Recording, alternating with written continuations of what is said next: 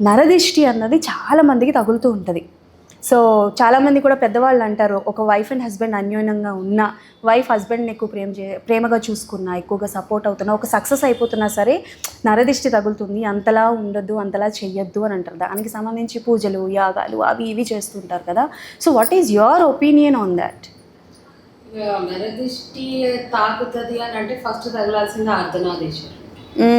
ఎందుకంటే ఈ సృష్టిని సృష్టించి ఆది దంపతులు వాళ్ళే. అవును. ప్రతి భార్యాభర్తలు అన్యోన్యత అంటే, దాంపత్యం అంటే వాళ్ళ నుంచే తెలుసుకోవాలి, నేర్చుకోవాలి అని అంటారు.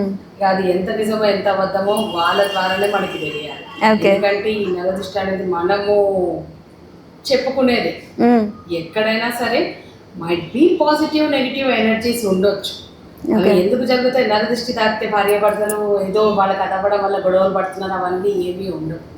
ఫస్ట్ ఆఫ్ ఆల్ ఇద్దరు బాగుంటున్నప్పుడు ఆపోజిట్ అంటే థర్డ్ పర్సన్కి వాళ్ళ బాండ్ నచ్చక ఏదో ఒక నెగిటివిటీ పాయింట్ ఎక్కడో ఒక చోట క్రియేట్ అవుతుంది.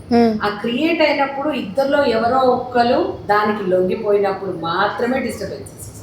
ఓకే, దాన్ని ఒక నరదిష్టి కింద క్రియేట్ చేసిందని నేను నమ్ముతున్నాను. I don't know about other people. వేరే వాళ్ళ ఒపీనియన్స్ గురించి నాకు అనవసరం. మేము నమ్మేది ఆ శివశక్తి అర్ధనారీశ్వరులని. వాళ్ళ దాంపత్యం ఎట్లా ఉంటుందో, వాళ్ళు నిజంగా అండర్స్టాండింగ్తో ఉంటే వాళ్ళని ఏ నరదిష్టి ఏది కూడా విడదీయలేదు. ఓకే, అదే విధంగా మేము ఉంటాము. అదే విధంగా లైక్ అదే నేను నమ్ముతాను. మైట్ బి మీకు మీరు అన్నట్టుగా బయట చాలా మంది యాగాలు, పూజలు, దాంపత్యం కోసము వ్రతాలు ఇవి అవి చేస్తుండొచ్చు.